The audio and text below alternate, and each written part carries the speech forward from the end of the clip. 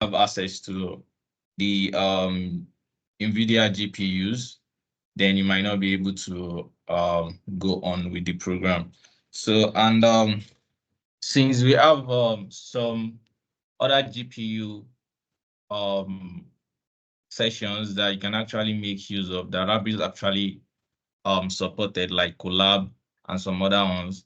So it will be nice of you to have a basic understanding on how you can actually run Rapids on that kind of platform. So today I'll be running you through cuDF Pandas on Collab. So I will walk you through how you can install your cuDF and also get access to the what's called Collab environment for GPU, and walk you through some little examples. So let's get started. Let me share my screen.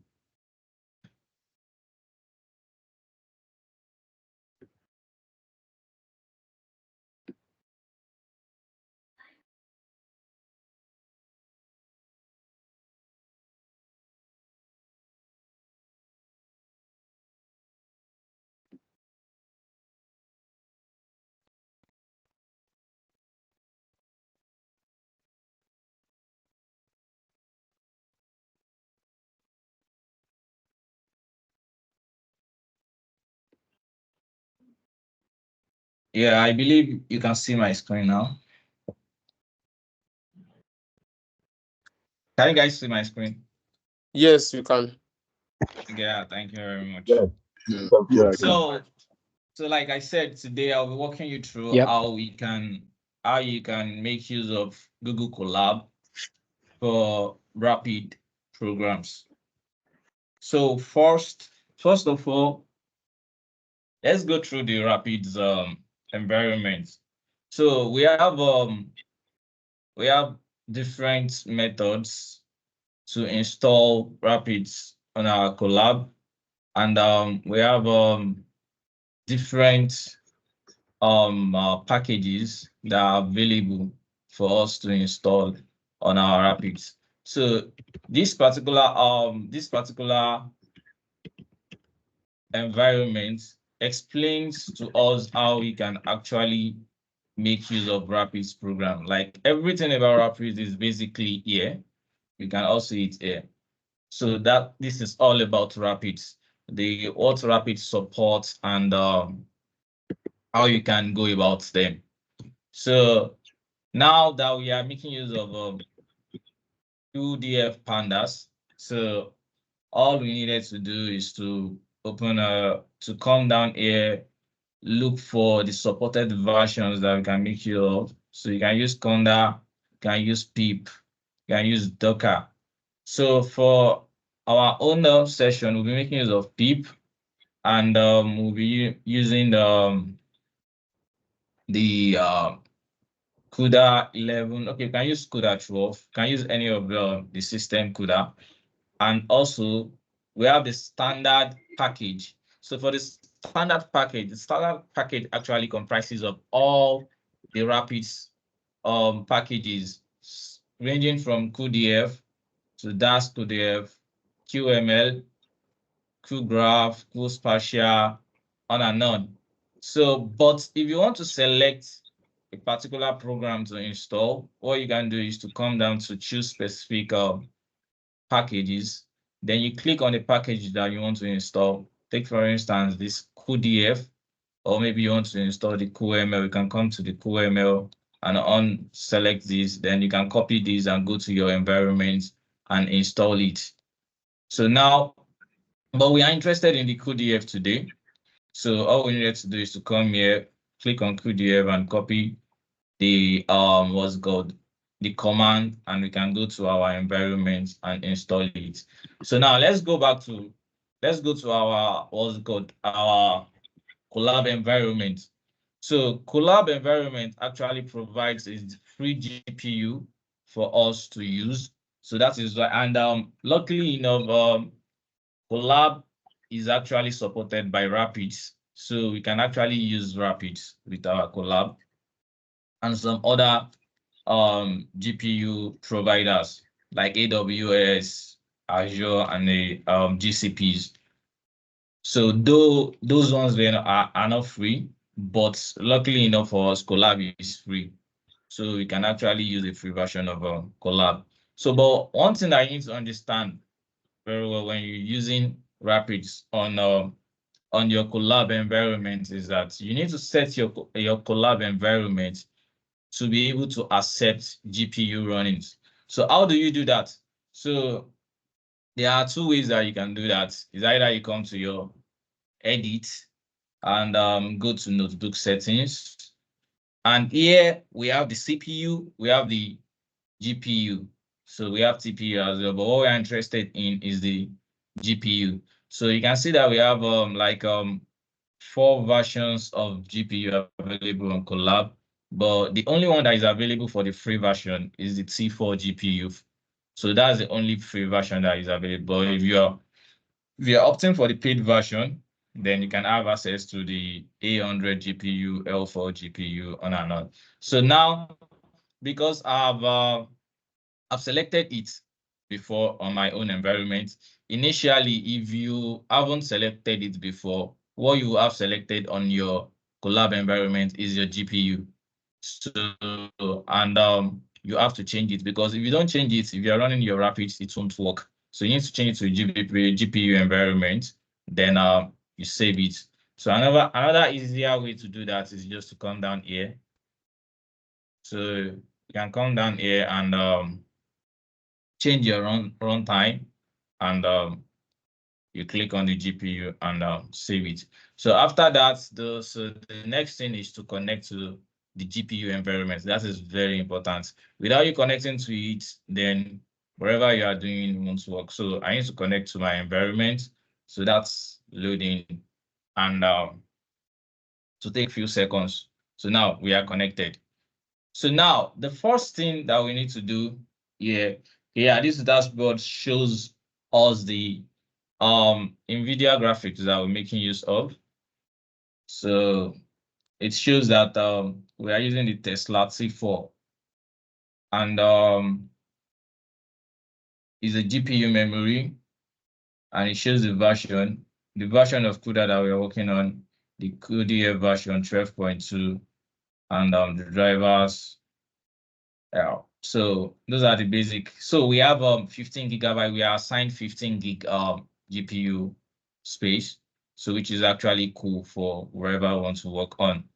So now the next thing for us is to install our cuDF that we want to use.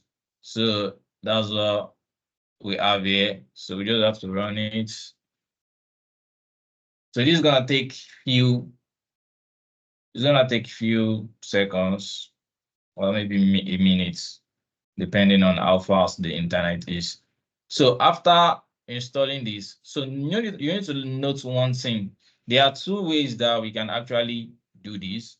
So it's either we install independently, as we did here, or we can actually install all the packages once, like all the Rapids packages that we have, we can install it once. So to do that, we have a script that can actually do that. So we have this, which actually runs. So this works in a way that is going to clone the GPU. Sorry, it's going to clone the packages from GitHub and install it on our Collab environment. So this takes like around 5 to 6 minutes stated there. So once you are able to run this, then you have access to all the Rapids packages, the cuDF, the cuML, cuGraph, cuPy, and likes. So there is no need for you installing them independently anymore. So you can easily call the packages and make use of them. So you can see the packages are supported. So you can use any of these packages once once you've been able to install this. So that's it.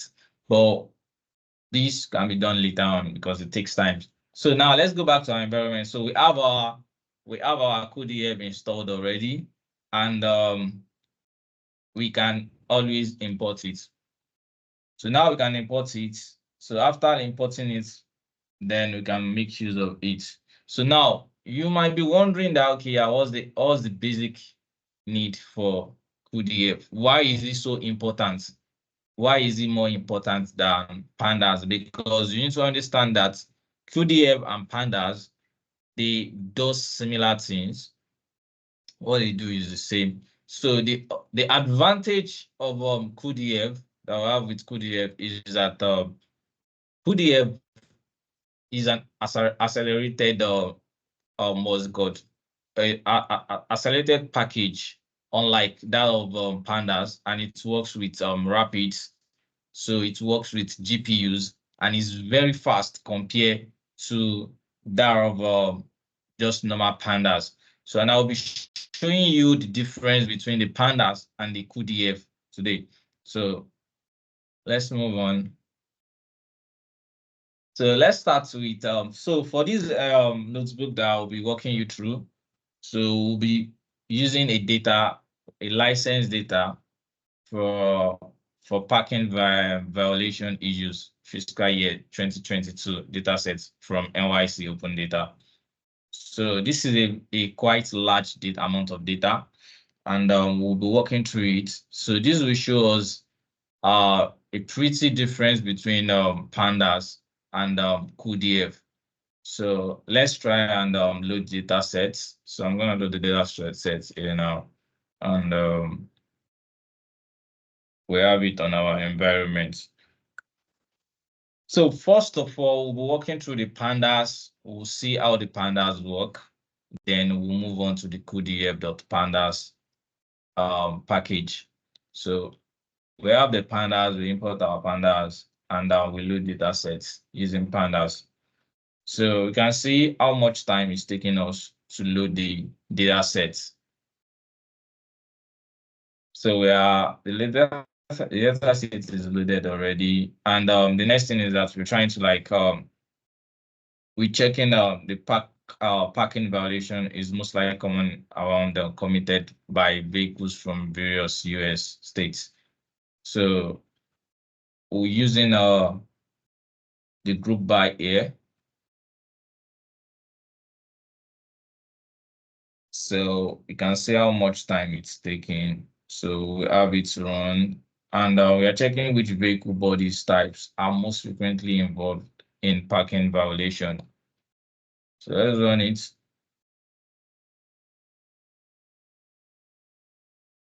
Now, let's move on. I want us to move on to where we're going to be checking the time. So yeah, so let's check the time for the pandas. Let's see how much time it takes to run the code. So starting with this, with group by. So let's check the time that it takes pandas to run this script. So still running. So from our output, it shows that because you need to understand that the pandas runs on CPU and not GPU. It runs on CPU. So it takes 15 seconds, 15.3 seconds for the pandas to achieve what we actually needed for this script. And also when we're trying to apply a group by with aggregates, so it took us 2.53 seconds. Same as this, it takes us 4.18 seconds. Now let's now apply the cuDF.pandas and see the difference in the two. So now let's run these and let's load our cuDF.pandas. And the same thing we did here on with pandas, which took us 15.3 seconds. We're gonna try it with cuDF.pandas and see what the difference is like. So here we are. So let's run it and see. So you can see we make use of 924 milliseconds, which is not up to a second, compared to when we use pandas. So you can see the difference between using normal pandas and using cuDF.pandas now. So it took us, what took us 15 seconds to run with pandas actually took us just 924 milliseconds to achieve with our cuDF. So that's how fast cuDF is. So let's run the next code. So this took us 32 milliseconds, unlike here, which took us 2.53 seconds. Like, that's so amazing. So, and lastly, we have this, which actually took us 337 milliseconds. So this shows how fast cuDF executes our work. So from Rapids, we did a benchmark on a 5 gig data set, applying join and group by, and comparing the performance, the time performance between cuDF and some other libraries. So as you can see on our results, shows that cuDF actually it took 1.9 seconds to run a 5 gig data using join, while pandas took 336 seconds. You can see how far the difference is. That's like around over 100 times. That's more than that, like around 200 times of that of pandas.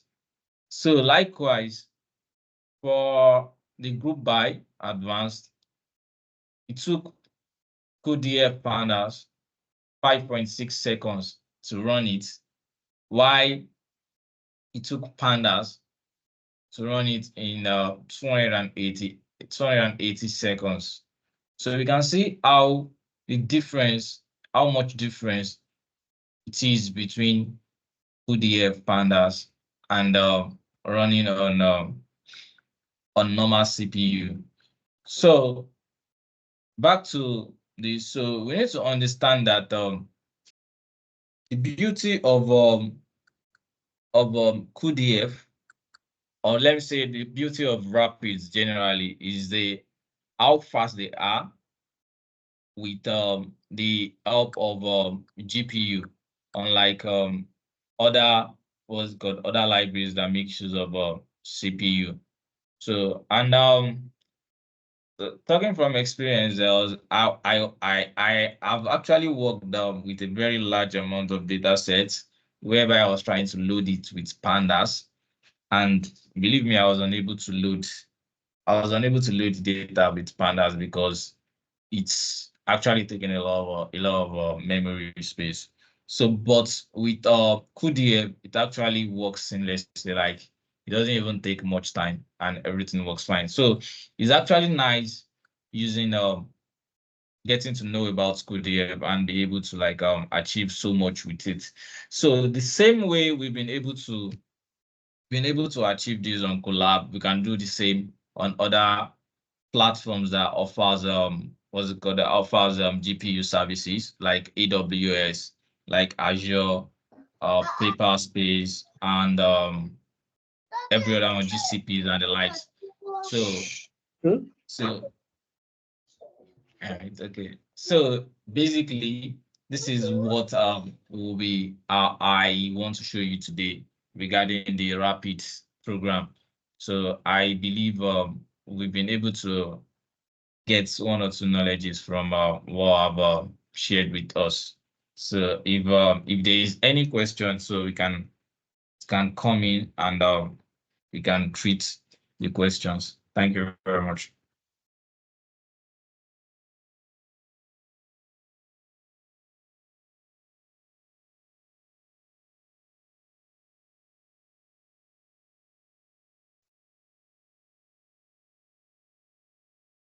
Hello? Yes, Habib, we can hear you. Yeah, thank you so much Okay, for yeah. that. Okay, yeah, you're welcome. Do you have any questions?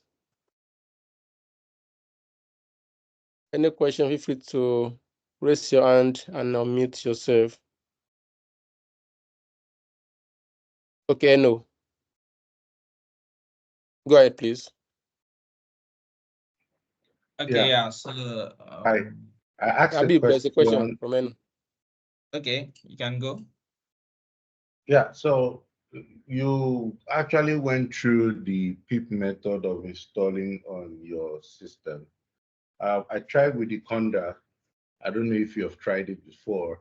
And once I was done, everything set up correctly. Then to test it, it couldn't just test because the two commands written there were imports cuDF. Are you supposed to create an environment and run that import cuDF and that command? If you go into the what did they call it, the rapid AI install guide, um, is there something extra that one needs to do? Because for me it did not work. Okay, let me get this straight. Are you using collab environment? No, I'm not using collab environment, and Okay, I'm you are running it. running it on your local PC, right? On your local Yes, environment. Yeah, so you yes, need to get something right here. So if your PC doesn't have a it has. GPU, it has, It has. then I you have to purposely bought the laptop for this purpose. for this. Okay, And so one day which this now came up. okay, which what's it called are you using? Which graphics card is your PC using? GeForce 8th generation. Okay, it's an NVIDIA graphics. Okay, yeah, Yeah, that's great. So NVIDIA, what sorry. you needed to do is to set up your what's it called your graphics card to support your what's it called that you're using, your local Jupyter notebook that you're using. So once everything is set up properly, it will definitely work. So I think the issue now is how to set it up in the sense that I've installed Conda from the command line, like everything they said. Is the running of those two commands, is it supposed to be in a Jupyter notebook or in a command line in a terminal? I think that's where the confusion is. Okay, yeah. So actually I've never tried using what's it called before. I've never tried using the what's it called the local graphics card before. All I've been trying Okay. is online. But what I believe is that the setup for your local machine won't be the same way you're setting up for your online platforms. Okay, It's maybe totally different. we are both missing something. Could on Okay. that, can you just open docs.rapids.ai install so that I can show you what I mean? Then scroll down to WLSL2 Conda install so that yes, just keep scrolling down. Okay, yeah, so for this system requirement. Yeah, keep scrolling. I'll let you know. Just keep scrolling. You'll get to WSL. That's it. That's it. So Okay. yeah, even it has the pip version where it now says after doing everything, run this code. Now, although we're not talking about the pip now, we are scrolling back up to the Okay. conda. Okay, So let me is it get that you're running some. this? Are you running this on the terminal, or you need to open Jupyter Notebook then run this? So if you're gonna run this, so you have to run it on your Jupyter notebook. So, but Okay. before running it on your Jupyter notebook, you need to get something straight. You need to follow every instructions here, because I believe that Exactly. you need to install the Ubuntu back Yes, I package have all from Mac. that. I have all You've that. done If that. you scroll back up, like I said, I had already tried. I've already started trying to do data engineering on my laptop. So I have the whole Okay. system set up, but I just even started all over. If you scroll up to the Conda, I followed every step to step 5. And then when it now got to run this code to check that the Rapid is working, is it Yeah. on the terminal or on Jupyter Notebook? Because it doesn't Okay, say when there. okay, yeah. So another thing here is that when you're trying to run this code, have you tried running the pip install for the cuDF before running this? No, but I didn't do pip install. That's why I said you should scroll back up. I'm using Coda install. Coda install. Okay. So okay, yeah, if you tried CUDA install and it doesn't work, you can try the pip install. Okay. Are you with me? You are going too far up. You just above that pip, you see the steps also. I followed everything, even the pip. I did the pip in another laptop, but after running it, it still did not run. So that I'm asking, is it supposed to be in a Jupyter notebook or in the terminal? That's my question. Okay, you know what we can do. You know what we can do.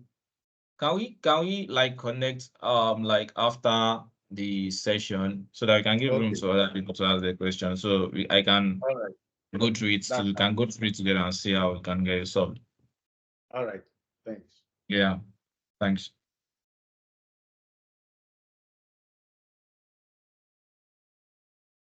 Okay. So next person.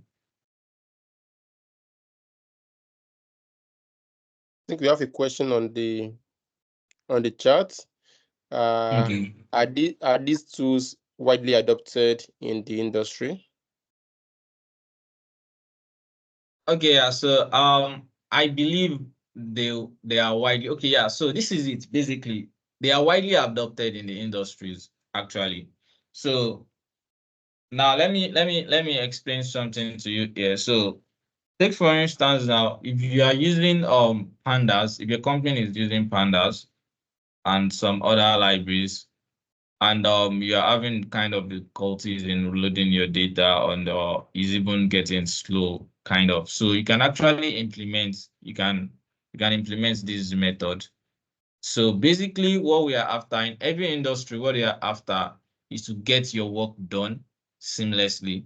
So, and I believe even every industries would even be so happy to know that you have this kind of knowledge and you can use it to get your problem solved. So believe me, from what I've known so far, industries make use of it.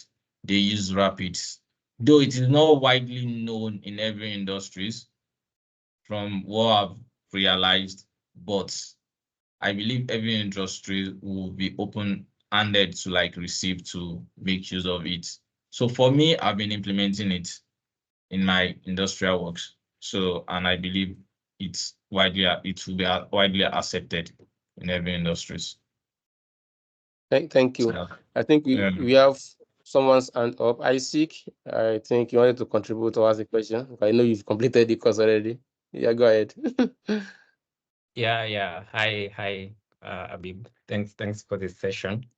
Yeah, so yeah, for me specifically, I'm looking at cuDF, and from the documentation, from the exercises, there's two ways you can consume cuDF, where you can import it and use it in place of pandas. So for example, cuDF.read.csv in place of pd.read.csv. That's one way of using it. Then the other one, like on the documentation, they're calling it kind of, I don't know if it's a recent thing, but where you can use cuDF as a no-code change accelerator for pandas using the extension. I think that's what you did. Then you don't have to change your pandas code. So I'm thinking, now that we have these two methods, is there, okay, I've not tried it out, so forgive this if it's a question like I can try it out myself and maybe find out, but is there an advantage to using one over the other? Probably using cuDF directly rather than using it as an accelerator. In terms of, go on. In terms of what? In terms of performance. So is there an advantage of using one method over the other? Okay, thank you very much. So, concerning the question that you asked, so we have cuDF. You can use cuDF directly, and we can use cuDF.pandas, which is an extension. So, the cuDF is actually faster than the cuDF.pandas, but you can hardly note the difference because they are both very fast. Like the difference is significant.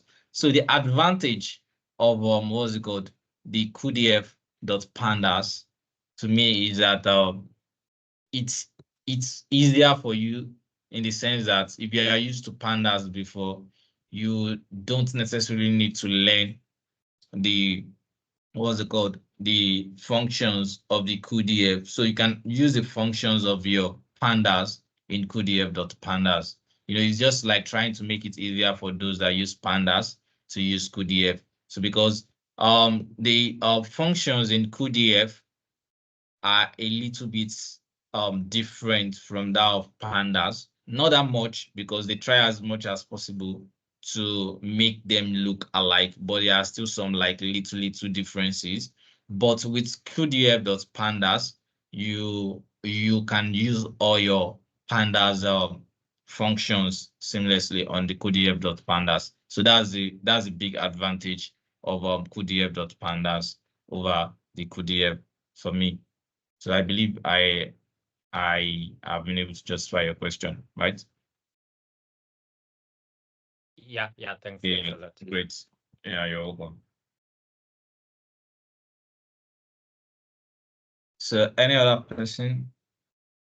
Let me see.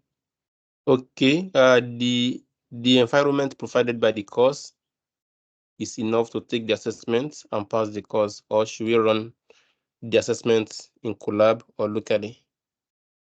Okay, yeah. So about that question, yeah. So the time given to you on the what's it called, the the environment for the course is enough. So if you could remember, I dropped some tips earlier when you were just given the access to the course. So the course runs for 6 hours, but you were given 12 hours for the environment, which is like that's like ×2 of the time required for the course. So what you just needed to do is to take notes whenever you want to take a break from your course. Maybe you are done with a module and you feel like, okay, well, you want to take a rest. So what you needed to do is to stop the environment. Where you launch the environment, you can actually stop the environment there so that your time won't be running. Because one major mistake that most of us made, which I also made then when we were taking the course at first, was that we didn't realize that we didn't notice, let me say, we didn't notice that we could actually pause the environment. So most of us actually ran out of time. And I was just lucky enough to finish my without getting a new what's it called time. So once you feel like resting on the course, just make sure you stop the environment. So if you stop the environment, believe me, you might even use less than 6 hours and you still have enough time for you to still go through it all over again. So the time is more than enough for the course. Thank you. Yeah, thank you so much, Abib. I think the last one now, can we use Rapids when dealing with generative AI projects? For instance, can we use LangChain in Rapids? Okay, yeah. So actually, there are some Rapids packages that works for generative AI. I haven't tried them before. I won't lie, I haven't tried, though I wanna explore them because I do generative AI as well. So I haven't been able to like explore them, but I know that there are Rapids what's called packages that works for generative AI. So you can always check on the Rapids website and check about the generative AI and see which actually works for it. So there are, I could remember because some of us actually work on projects that are related to generative AI back then. So I don't really know much about it. But I know there are Rapids programs that are for generative AI. Yeah. Thank you. Yeah. Can the notebooks be downloaded? Are you talking about the notebooks from the courses or the notebook that I just ran that I showed you guys? I know. From the courses, yeah. So from the courses, you can actually download the notebooks, but you might not be able to run them locally. You might not be able to run them because you needed, firstly, you will need access to data, and the data, you can download the data from the course. Yeah, it's something confidential. So you can download it from the course. So obviously you won't be able to run it. Without data, you can't run it, obviously. So you can just download the code, the notebook, but you won't be able to run it. So you can just download it for maybe for documentation sake. Maybe you want to like be refreshing your memory with it. So not like you'll be able to run it. Yeah, thank you. Yeah. From Terry, are you interrupting the kernel in the notebook? Please show how to stop the course. I should show them how to start the course. How to stop, like if you want to stop How the to stop it. GPU run, yes. Okay, yeah. So let me try and see if I can show you guys. But running it takes time, but I don't know if we have enough time, Brian, to do that. Because it will require like something like around 5 to 6 minutes to do. If But let me I think see. what if you after this session it's possible for you to do like maybe a Loom video just to explain like maybe 2 minutes or 1 minute to just show that and share it on the channel. I think that will Share it on. Okay, yeah. Yeah, that yes, would make prevent us sense. So from wasting the time here. that's what I will do. So when after the session, I will record a Yes. short video and I will show you Yes. guys. Yeah. Yes. Great. Also, let me just quickly answer this one. I want to believe you can ask NVIDIA for more time. Actually, found myself in such a situation with an NVIDIA course earlier this year, and they gave me extra time. Not every time that they will give you extra time. I know of like more than 2 people who participated in the Rapids program, and up to now they are still stuck because they exhausted their GPU running time. So don't misuse it when you can actually pause and continue. Yeah. So Habib, back to you. Okay. So is there any other question? Yeah, one last question. Sorry. I keep hearing those that have finished the course saying that they took an assessment or something. Is that part of the program there? Do you have to write a test, or how does it work? Yeah, okay. Habib, let's leave it. I don't want you to answer that question. I want people that have completed the course to actually speak on this call. Exactly. So we have Isaac. We have, let me just glance through. Of Isaac. Isaac has spoken. So let me see who else do you have on the call? I've completed.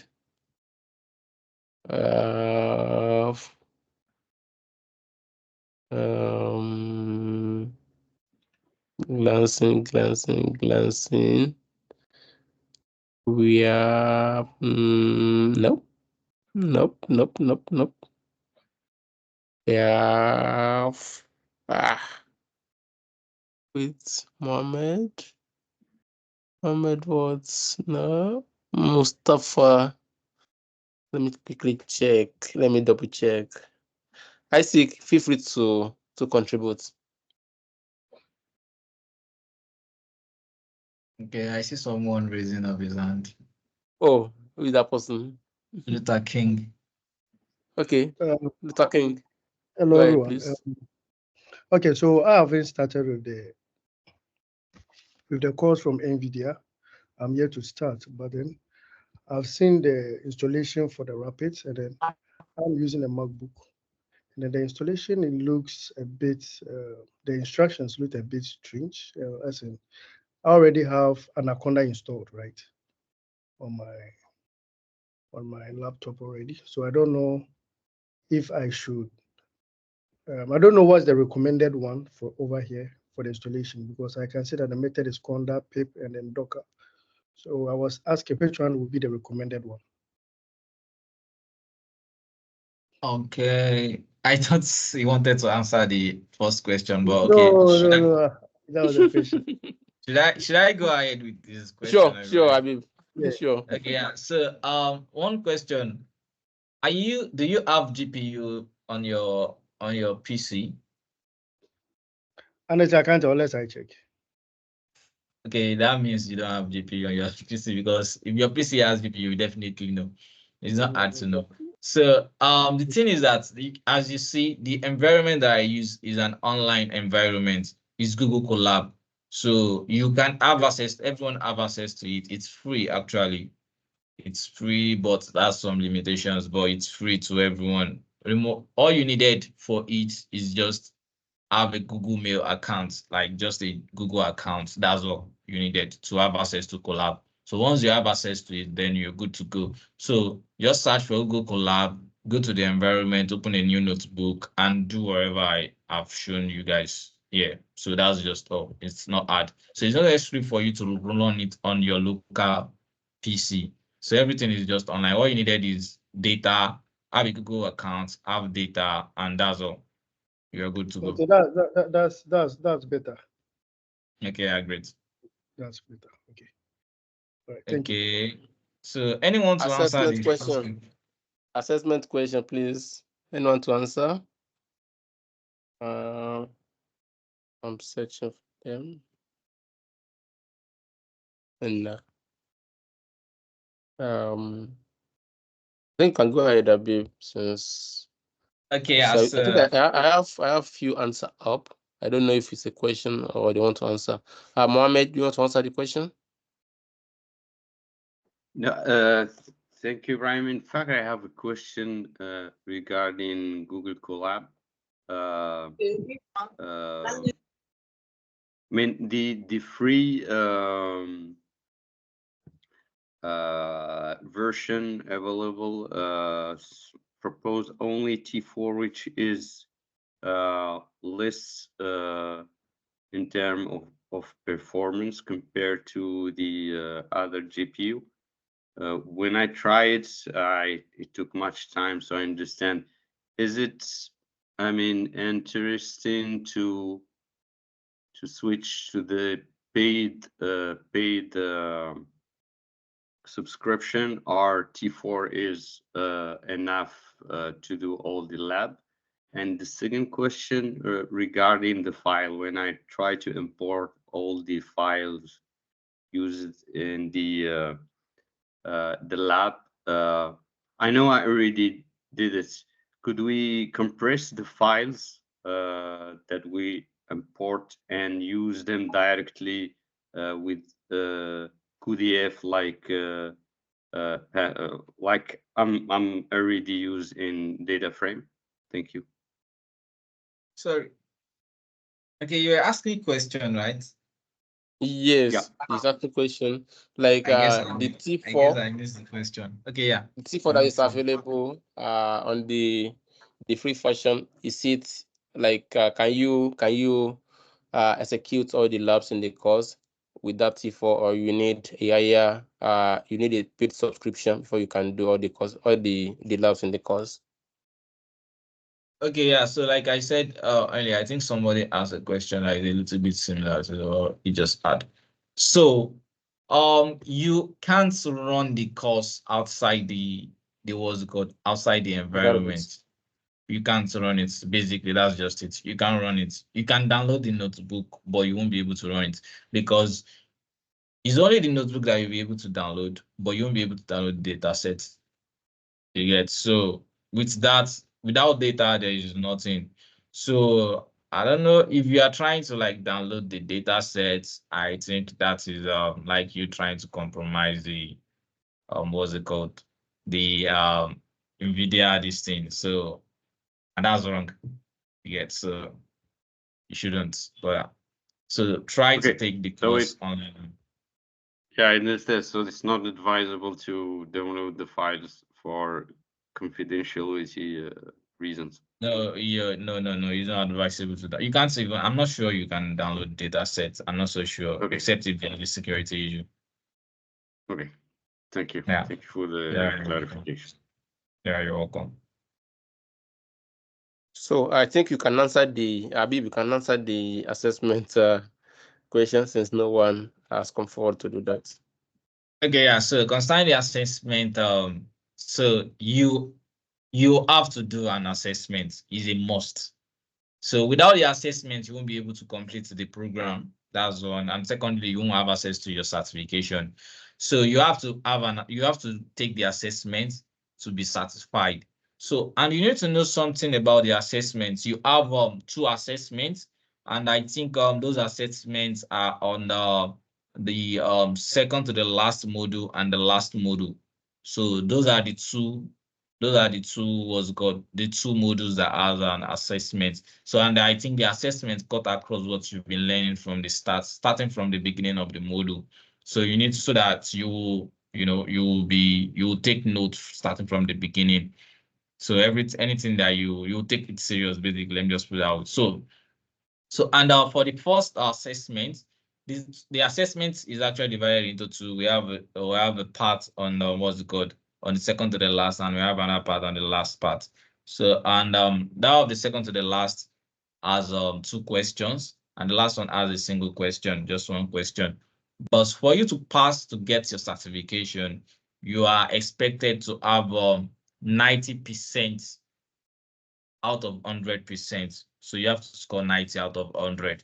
So, and for you to score 90 out of 100, the way it is designed, it simply means that you have to pass all the assessments, because each of the assessments carries 50%. So it's either 0 or 50. That's just it. So the first one you got 50, the second one you got 50. So there is nothing like you scoring 20, 30, 40. No. So it's 50-50. So, and for you to get 90, that means you have to get the assessment correctly, like everything. So you have to score 100% for you to pass. So that's just it. And then, Yeah, thank you. And then when you don't pass, you redo the assessment, or what happens? Okay, yeah. So if you fail the assessment, you have just 2 times. You have the opportunity to do the assessment just 2 times. So you failed it once, then you have another time, just a single time, for you to try it again. So you need to get it right during those 2 times. So if you get it wrong the second time, that's the end.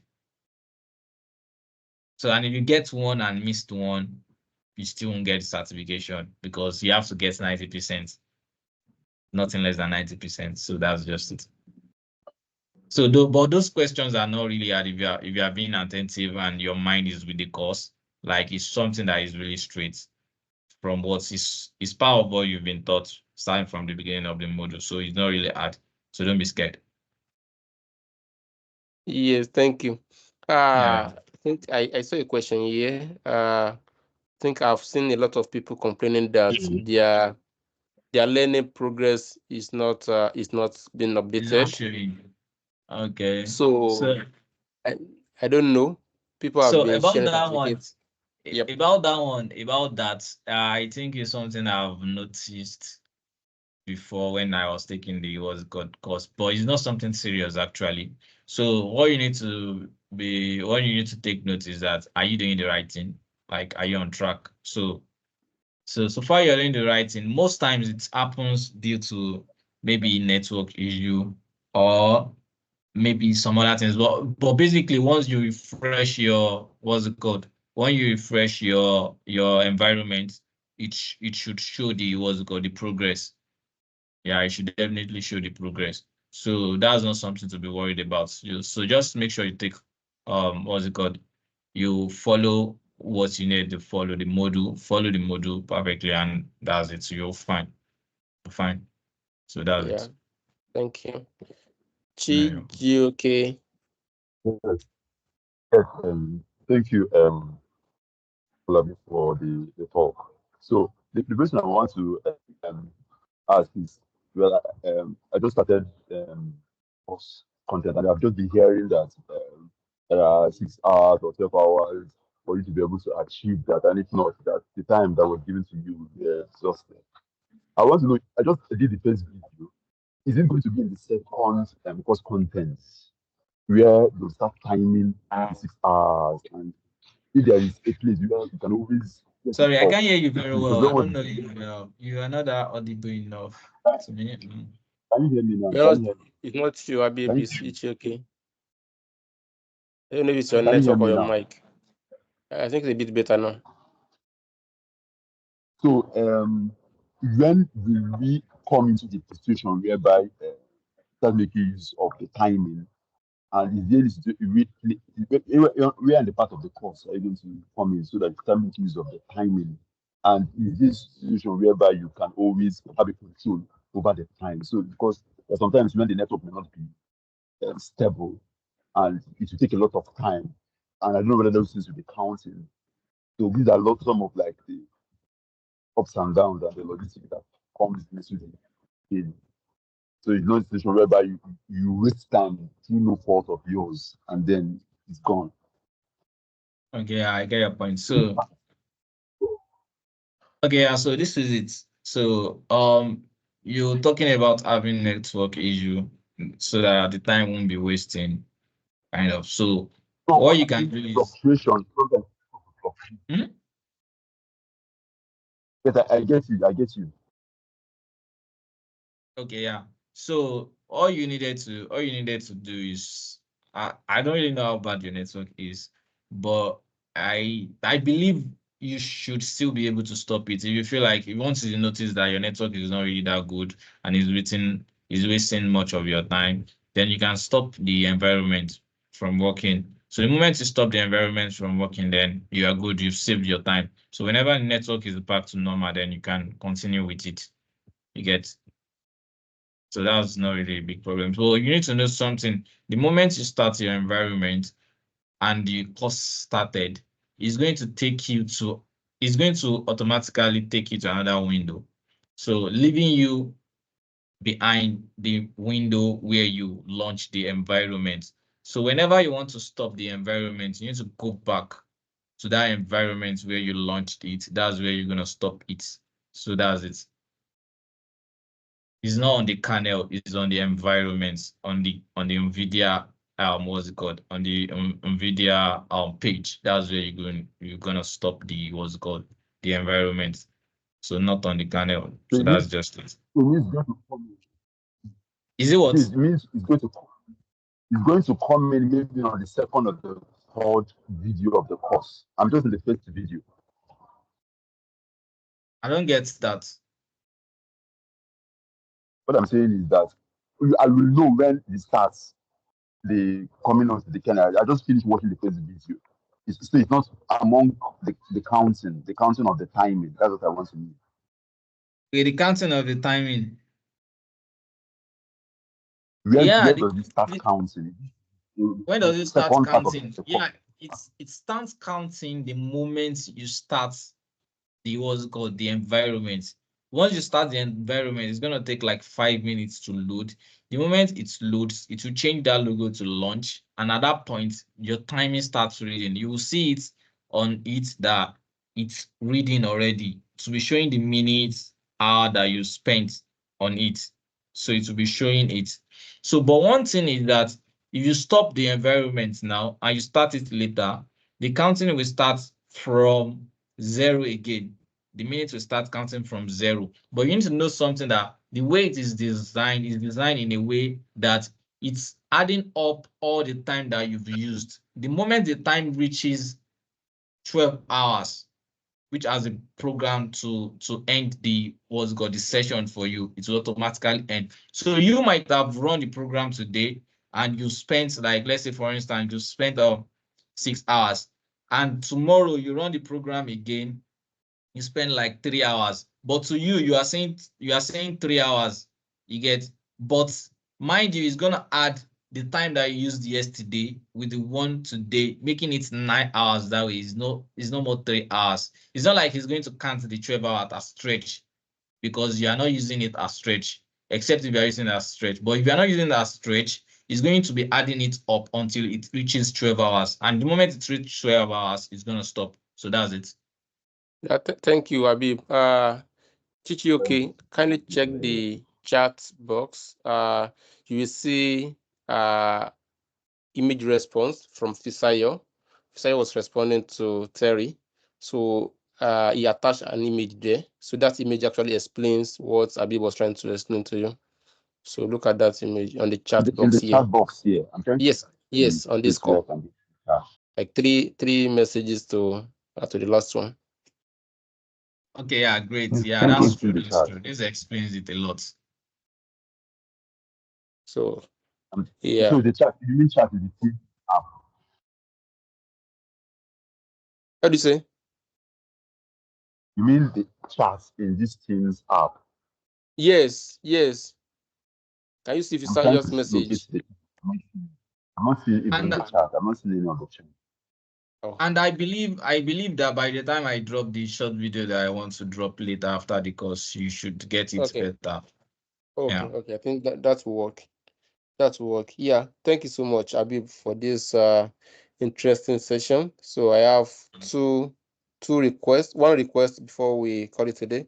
One I've sent the link. I shared the link to join for a rapid NVIDIA Rapid Slack workspace for you to ask any questions, also to get to know what is happening, the latest trend in rapid space or in this NVIDIA GPU technologies. If you want to know about it, just join this Slack workspace. So Abib and the likes, they are already there, and I can see some people have been joining from this call. Also, I scheduled check-ins with everybody. So we have like 10 teams. So I have 5 teams scheduled for tomorrow, team 1 to team 5. Also, we have team 6 to team 10 for Thursday. Please kindly join. It is for you to give update about the progress, as well as if you have any blocker. Through that, you'll be able to see people commit to this program, and also fire completion from the program. And the last but not the least, I would like also on our camera, I want to take just few screenshots of this session. So yeah, please let's on our camera. Yep.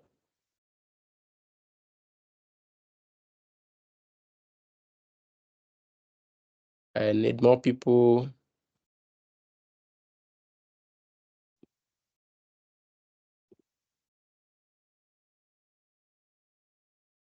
We need more people.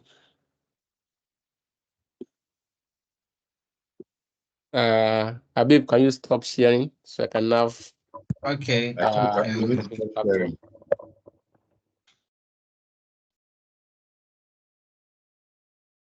Yep, yep, yep. Yeah. Thank you so much. This is wonderful.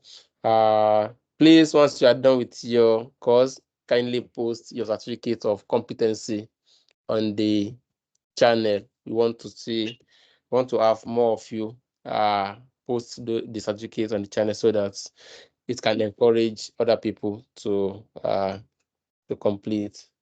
Yeah, thank you so much for your time.